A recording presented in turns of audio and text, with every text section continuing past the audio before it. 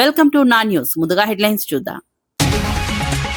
అస్వస్థతతో ఆసుపత్రిలో చేరిన AP governor Nazir కడుపు నొప్పితో దాడేపల్లి మణిపాల్ ఆసుపత్రికి తరలింపు. వైద్యుల పర్యవేక్షణలో గవర్నర్ ఆరోగ్యం స్థిరంగా ఉందని వ్యాఖ్య. గవర్నర్ త్వరగా కోలుకోవాలని నేతలు ప్రజలు ఆకాంక్ష. తెలంగాణ రాష్ట్ర సేన పేరుతో కొత్త పార్టీ ప్రకటించిన కవిత. మేడ్చల్ భవన్ లో పార్టీ పేరును అధికారికంగా ప్రకటించిన వైనం. రాష్ట్ర రాజకీయాల్లో కొత్త సమీకరణాలపై చర్చ. కొత్త పార్టీ ప్రభావంపై రాజకీయ వర్గాల్లో ఆసక్తి.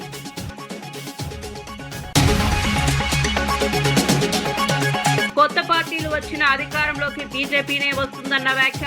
కవిత పార్టీపై బీజేపీ నేతల నుంచి తీవ్ర విమర్శలు. అవినీతి కోసం కొత్త పార్టీ పుట్టిందన్న ఆరోపణలు. రాబోయే ఎన్నికల్లో బీజేపీకి మద్దతు పెరుగుతుందని ధీమా. కవిత పార్టీపై ఎంపీ చామల కిరణ్ తీవ్ర విమర్శలు. గత పాలనలో ప్రజా సమస్యలు ఎందుకు పట్టించుకోలేదన్న ప్రశ్న. కొత్త పార్టీ వెనుక రాజకీయ లాభాలే కారణమన్న ఆరోపణలు. తెలంగాణ రాజకీయాల్లో ఈ వ్యాఖ్యలతో చర్చ. దస్తగిరి హత్య వెనుక ఆస్తి వివాదాలే కారణమన్న ఆరోపణలు. 100 కోట్ల ఆస్తుల పత్రాలు స్వాధీనం చేసుకున్నట్లు వ్యాఖ్యలు. జగన్ కనుసన్నల్లో హత్య జరిగిందన్న టీడీపీ నేత ఆరోపణ. కేసును మళ్లించే ప్రయత్నాలపై తీవ్ర విమర్శలు.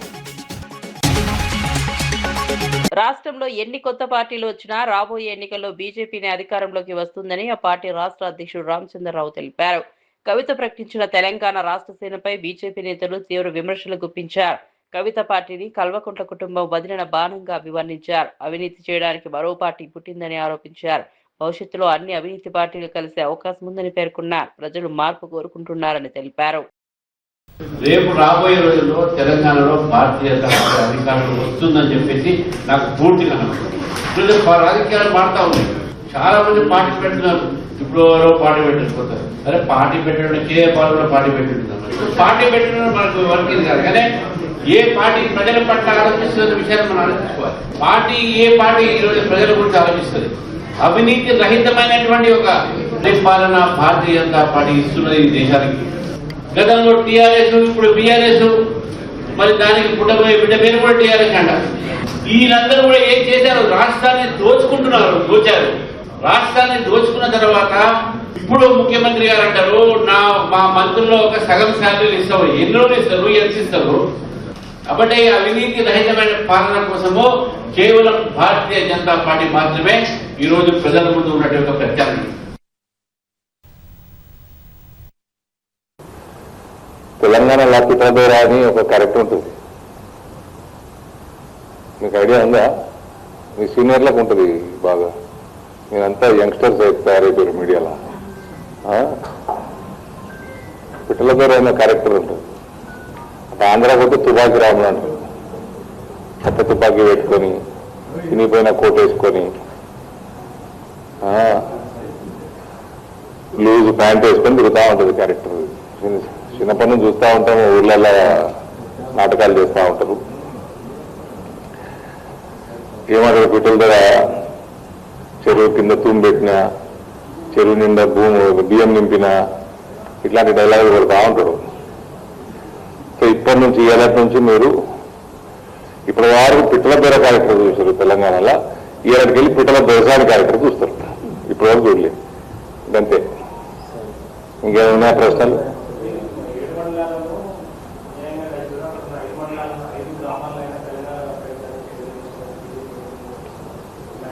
ఇతర మండలాలు ఇలా ఏం చేసినట్ట? 10 ఏళ్ళు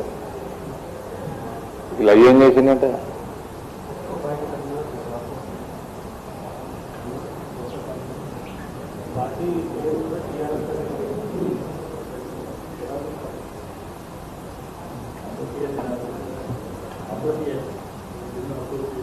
ఏం మేము చూడం బాస్ అవన్నీ. ఏదే టైం ఉందండి ఊరికి. ఇప్పటికే 1.25 లక్ష ఉంటాయి ఇష్యూస్ ఎంపీ అంటే.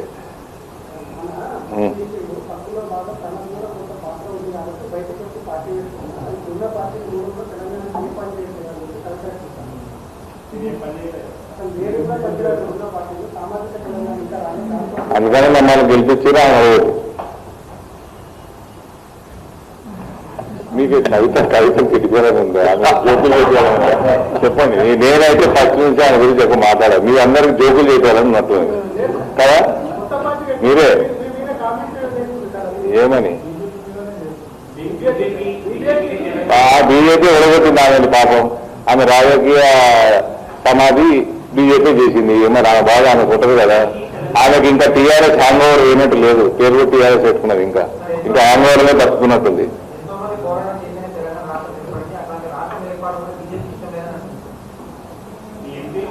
బీజేపీ సపోర్ట్ లేకుండా రాష్ట్రమైందా? బీజేపీకి ఇష్టం లేదని ఎవరు చెప్పిండు? ఎంపీ మాట్లాడిన విధానము ఏమి తప్పేముంది? ఏం తప్పుందండి? ఇండియా పాకిస్తాన్ విభజనలో చాలా అతలాకుతలమైంది. 10,000 మంది చనిపోయారు అనవసరంగా. ఇక్కడ కూడా 2009లో స్టేట్మెంట్ ఇచ్చి వెనక్కి తీసుకొని భగ్గుమన్న తెలంగాణలో 100 మంది 9 నుంచి 14 మధ్యలో చనిపోయినరు. 2009లోనే ఇచ్చేయాలా? 2004లోనే కమిట్ చేసిండ్రు వీళ్ళు మేనిఫెస్టోలా. ప్రభుత్వంలోకి రాగానే కాంగ్రెస్ ఇచ్చేయాలా? 2009లోనే కనీసం ఇవ్వాలి. రాజశేఖర రెడ్డి చనిపోయినాకన్నా గమనం ఇచ్చేస్తే అయిపోతుండే. దానికి తోడు స్టేట్మెంట్ ఇచ్చి రిటర్న్ తీసుకొని ఇంకా దానివల్ల బగ్గుమని 100 మంది చనిపోయినరు. ఇదంతా అనవసరము అన్నది ప్రక్రియను తప్పుపట్టింది ఎంపీ. దానికి మీరు పింకు అద్దాలు పెట్టుకొని పింకు భూతత్వంతో చూడాల్సిన అవసరం లేదు.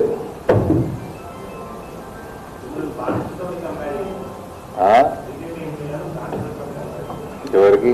భారతమాతకి బానిసలంగా. ఓకే, లిక్కర్కి బానిసలం కాదా? అయ్యే లెక్క ఆమె లెక్క.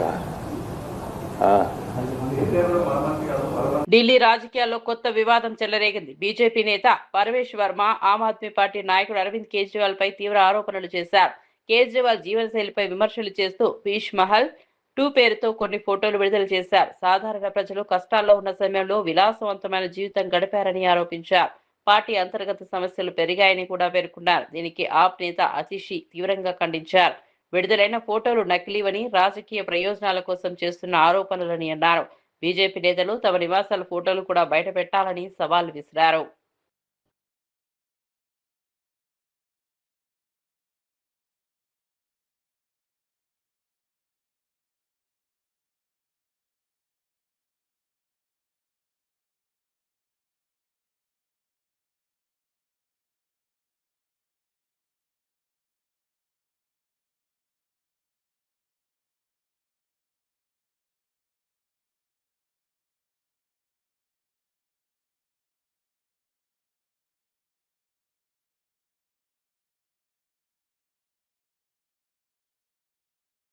హైకోర్టు ఆదేశాల మేరకు జీహెచ్ఎంసీ అధికారులు ఫుట్పాత్ ఆక్రమణలపై కఠిన చర్యలు కొనసాగిస్తున్నారు. ఎస్ఆర్ నగర్ ప్రాంతంలో అక్రమంగా నిర్మించిన ఫుట్పాత్లను కూల్చివేశారు. పోలీస్ బందోబస్తు మధ్య ఎస్ఆర్ నగర్ పోలీస్ స్టేషన్ నుంచి బీకేగూడ చౌరస్తా వరకు ఈ డ్రైవ్ నిర్వహించారు. ప్రజలకు ఇబ్బందులు కలిగిస్తున్న ఆక్రమణను తొలగించడం లక్ష్యంగా చర్యలు చేపట్టారు. ముందస్తు నోటీసులు ఇచ్చిన తర్వాత ఈ చర్యలు తీసుకున్నామని అధికారులు తెలిపారు. ట్రాఫిక్ సమస్యలను తగ్గించడంలో ఇది ఉపయోగపడుతుందని పేర్కొన్నారు. నగర వ్యాప్తంగా ఇలాంటి డ్రైవ్లు కొనసాగుతాయని స్పష్టం చేశారు. ప్రజలు సహకరించాలని కోరారు. ఈ చర్యలు నగర శుభ్రతకు దోహదం చేస్తున్నాయని అధికారులు తెలిపారు. మేరకు మన సిటీ లోపల ఉన్న అన్ని ఎంక్రోచ్మెంట్స్ తొలగించాలని చెప్పేసి ఆదేశించడం జరిగింది. దీని సందర్భంగా మా జిహెచ్ఎంసీ కమిషనర్ గారు కూడా స్పెషల్ డ్రైవ్ ప్రతి శనివారం రోజు కండక్ట్ చేసి ఒక్కొక్క జోన్లో ఒక్కొక్క వారంలో ఎంక్రోచ్మెంట్స్ ఇవ్వమని చెప్పేసి ఆదేశాలు ఇచ్చారు. దాని ప్రకారంగా మేము మేమైతే సెలెక్ట్ చేసుకున్నామో ఆ రోడ్కి ముందుగానే అక్కడ ఉన్న ఎంక్రోచర్స్కి మేము క్లియర్గా ఇన్ఫామ్ చేసి వాళ్ళు ఏదైతే ఉందో వాళ్ళకి తీసేయమని ముందే ఒక వారం రోజుల ముందే తెలియజేయడం జరుగుతుంది. దాని ప్రకారంగా వాళ్ళు ఏ విధంగా కూడా నష్టపోకుండా వాళ్ళ యొక్క సామాగ్రిని వాళ్ళు రిమూవ్ చేసేసుకుంటే మాకు కూడా ఈజీ అవుతుంది. మెయిన్గా ఏంటంటే ఇది ట్రాఫిక్ జామ్ వల్ల అలాంటి రోడ్లనే మేము బాగా ఎఫెక్టివ్గా ఉన్న ఎంక్రోచ్మెంట్స్ ఉన్న రోడ్లను మేము సెలెక్ట్ చేసుకొని వాటి మీదనే స్పెషల్ డ్రైవ్ చేస్తున్నాము. ఈ ప్రోగ్రాము ప్రతి వారము కంటిన్యూగా జరుగుతుంది. జరిగే ముందు వారం రోజుల ముందే ఆ రోడ్ యొక్క ఎవరైతే ఎఫెక్టెడ్ పర్సన్స్ ఉంటారో వాళ్ళందరికీ ముందే చెప్పడం జరుగుతుంది. కాబట్టి ప్రజలందరూ ముందుగానే వాళ్ళు ఎవరైతే రోడ్ మీద వచ్చి వ్యాపారం బండ్లు కానీ లేకుంటే షెడ్లు కానీ పెట్టుకొని చేసుకునే వాళ్ళందరూ ముందుగానే తొలగించుకొని వాళ్ళని నష్టపోకుండా వాళ్ళ సామాగ్రిని కాపాడుకోవాలి. మేము వచ్చిన తర్వాత మళ్ళీ పోలీసు వాళ్ళు, తర్వాత ట్రాఫిక్, శానిటేషన్, ఇంజనీరింగ్ వాళ్ళందరూ ఉంటారు. కాబట్టి మేము మాకు స్పెషల్ డ్రైవ్ చేసుకుంటూ ఫాస్ట్గా వెళ్ళిపోతాము. మీరు సామాన్లు తీసుకునే సమయం మీకు ఉండదు కాబట్టి మీరు ముందుగానే తొలగించుకొని మాకు సహకరించాలని మేము కోరుతున్నాం. సార్, ఈ స్పెషల్ డ్రైవ్ ప్రతి శనివారం ప్రతి శనివారం కంటిన్యూగా అవుతుంది. జోన్లో దాదాపు ఈరోజు ఎన్ని ఇవాళ దాదాపు ఒక 40 పర్మనెంట్ టెంపరీ ఎంక్రోచ్మెంట్స్, ఒక 20 ఏమో పర్మనెంట్ అని అవన్నీ తొలగించడం జరిగింది. హైకోర్టు ఆదేశాల మేరకు జిహెచ్ఎంసీ వారు గత 4 వారాల నుండి ఈ ఫుట్పాత్ ఎంక్రోచ్మెంట్ రిమూవల్ ప్రోగ్రాం చేపట్టడం జరిగింది. తదనుగుణంగా ఇప్పుడు మేము కూడా మా సర్కిల్ 39 అమీర్పేట నుంచి ఈరోజు ప్రోగ్రాం చేపట్టడం జరిగింది. మన కమిషనర్ ఆదేశాల మేరకు ఎక్కడ నుండి ఎస్ఆర్ నగర్ పోలీస్ స్టేషన్ నుండి పోయా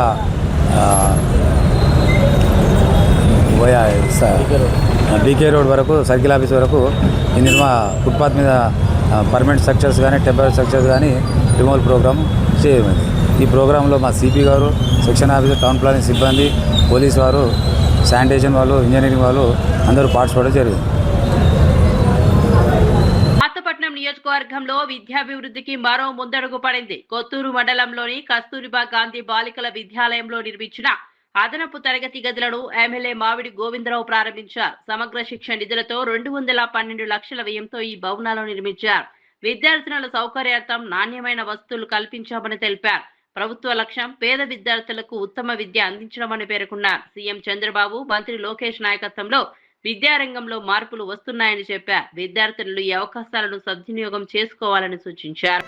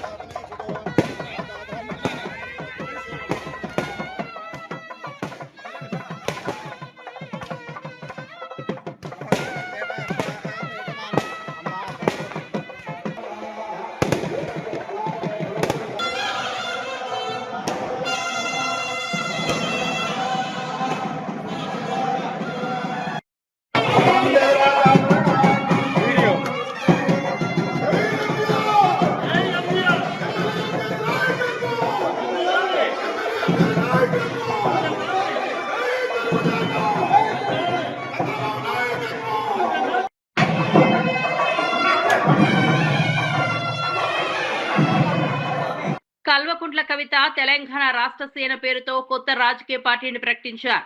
మేడ్చల్ జిల్లా మునీరాబాద్ లో జరిగిన భారీ సభలో పార్టీ పేరును అధికారికంగా వెల్లడించారు. ఈ ప్రకటనతో రాష్ట్ర రాజకీయాల్లో కొత్త చర్చ మొదలైంది. బీఆర్ఎస్ తర్వాత కవిత తీసుకున్న ఈ నిర్ణయం రాజకీయంగా కీలకంగా మారింది. కొత్త పార్టీ లక్ష్యాలు, విధానాలపై ఆసక్తి నెలకొంది. ప్రజల మద్దతు ఎంతవరకు లభిస్తుందో చూడాల్సి ఉంది.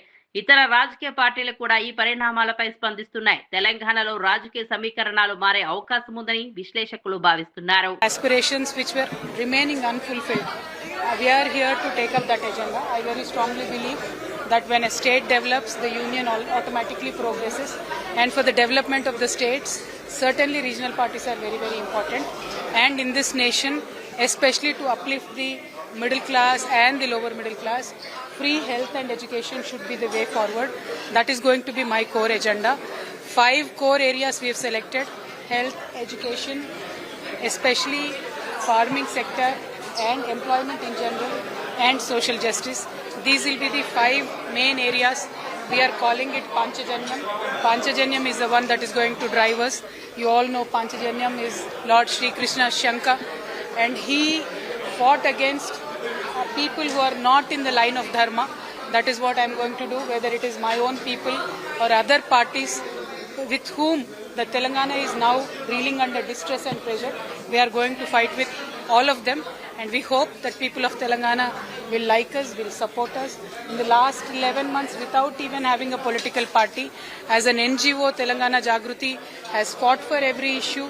We sat on the street, we solved a lot of issues, and we continuously plan to do so under the framework of the Constitution. We will work together for the progress of the state and the nation. Thank you. Jai Telangana. Just honor you were made to TRS KCR seat away. Sorry? Keeping the name TRS. Where is TRS? They have left TRS long time back. Now it is BRS. On BRS they have contested a state election. They have some MLAs right now. So TRS is available. It's a free name. I have put in my blood and sweat for TRS. I was a TRS MP. So we are reclaiming that name. If it was somebody else, it is a different story. But my blood, my sweat, my effort, my time with my kids, my time with my family was also invested for the development of TRS as a party. We fought tooth and nail in the Telangana movement as well. Now, if KCRG's family decides to throw me out, it does not mean that I will stop working for the public. I will continue to do so, and I will reclaim the identity of Telangana, and TRS definitely was a driving force. We all were a part of it. I've named my party TRS. I got the permission from the Election Commission and will continue to do so. Will be contesting in 2028 elections? 100%. In all seats, from every constituency, we will contest. Even delimitation happens, we have candidates without delimitation also. We will contest every seat. Right now there will be local body elections, there will be GHMC elections. We will contest in all the elections. Ma'am, there was saffron in your logo. What does it mean? Does it mean BJP? No, there is no saffron. There is yellow, there is blue, there is green. Green is for farmers. Yellow is prosperity. Yellow is also for turmeric. As a woman, I am very sentimental about turmeric. And blue basically is a representation of SC, ST, BC, minority, and people who work, the laborers, the working class, the hard-working people, the lower and middle-class people. Blue represents all of them, including women. So that blue is for us, yellow is for prosperity of my state, and green is for the farmers of my state. My name is Telangana Rashtra Sena. Like soldiers, we will protect the identity of our state. Like soldiers, we will fight to keep the rights of our state. Thank you. Jai Telangana. Jai Telangana. Jai Telangana. Jai Bharat. We have launched a party called TRS today in Telangana. The party will have Telangana on its as its motherboard based on the Telangana identity. We will work for the empowerment of the Telangana people. Especially I believe that the middle class and the poor of Telangana spend almost 60% of their income on education and health. So when I come to power, I would like to give completely free health for anybody in the state and free education for poor and middle class families of Telangana. It is really important and it is at the core of the development of the society. So those are the two main areas I want to focus on. But of course there are other areas like agriculture, creating employment, and social justice. So all put together, 5 core areas. We are calling it Panchajanyam because it is Lord Krishna Shankam, and when you have to fight for the justice, the fight for justice can only be empowered with the sound of Panchajanyam. So right now in opposition, we'll fight for all 5 of these issues. When I come into power, we will prioritize these 5 areas. So I'm very hopeful that people of Telangana are going to support me. My flag has 3 colors, yellow, blue and green. Green for farmers, yellow for prosperity and turmeric. Blue is for the hard-working people of the society and also for the downtrodden, so-called downtrodden section of the society, be it the SC, ST, BC, minority, women, almost most of the ignored people in the society or sidelined people of the society will certainly find voice in my party. Thank you. Jai Telangana. Oh, thank you. Public certainly एक महिला को CM के तरीके से देखना चाहते हैं and हम बहुत मेहनत करेंगे, लोगों के लिए काम करेंगे and I'm sure we will come to power this election. Thank you. Jai Telangana. నర్సాపూర్లో మంత్రి వివేక్ వెంకటస్వామి వ్యాఖ్యలు వివాదానికి దారితీశాయి. కళ్యాణ లక్ష్మి, షాదీ ముబారక్ చెక్కుల పంపిణీ కార్యక్రమంలో కాళేశ్వరం ప్రాజెక్టుపై అవినీతి ఆరోపణలు చేయడంతో పరిస్థితి ఉద్రిక్తంగా మారింది.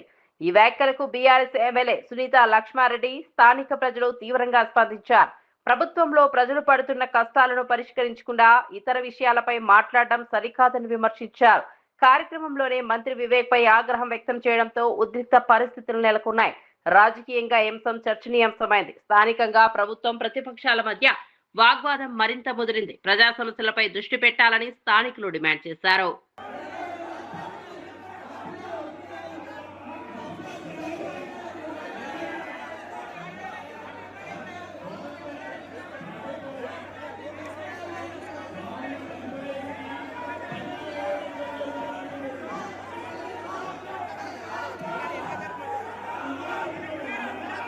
ఎంపీ చామల కిరణ్ కుమార్ రెడ్డి కవిత ప్రారంభించిన తెలంగాణ రాష్ట్ర సేన పార్టీపై విమర్శలు చేశారు.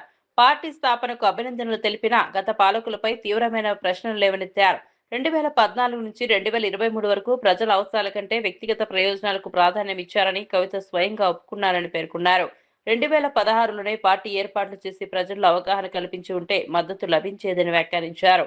ఇప్పుడు పార్టీ పెట్టడం వెనుక రాజకీయ లాభ నష్టాలే కారణమని విమర్శించారు.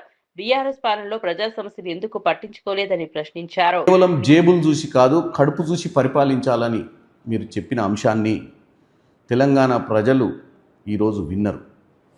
వినడమే కాదు, గత 10 సంవత్సరాలు 2014 నుంచి 23 దాకా మీరు మీ కుటుంబం కేవలం జేబులు చూసే పరిపాలించినట్టుగా, కడుపు చూసో కష్టాలు చూసో పరిపాలించలేదని మీరే ఒప్పుకుర్రు. ఈరోజు కవిత గారు, నాది ఒకటే ఒక విషయం, ఆ రోజు కూడా టీఆర్ఎస్ పార్టీయే, ఈరోజు కూడా టీఆర్ఎస్ పార్టీయే మీరు పెట్టేది.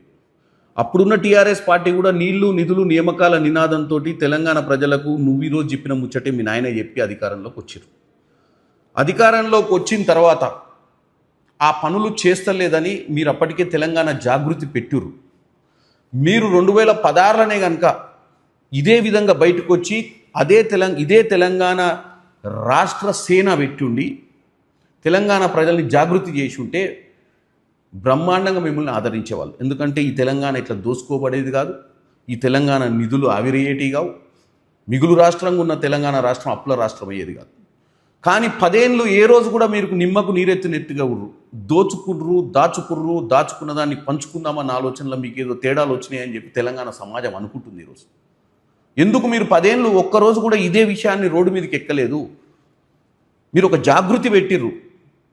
మీకు ఒక మంచి ఆలోచన ఉన్న నాయకురాలుగా ఎదగాలనుకొని మీరు ఉన్నప్పుడు ఆ యొక్క కుటుంబంలో, ఆ యొక్క కుటుంబ పాలనలో 10 ఏళ్ళు ఎలా గడిపిర్రు? మరే అప్పుడు గుర్తుకు రాలేదా ఈ ప్రజలు, ఈ ప్రజా సమస్యలు?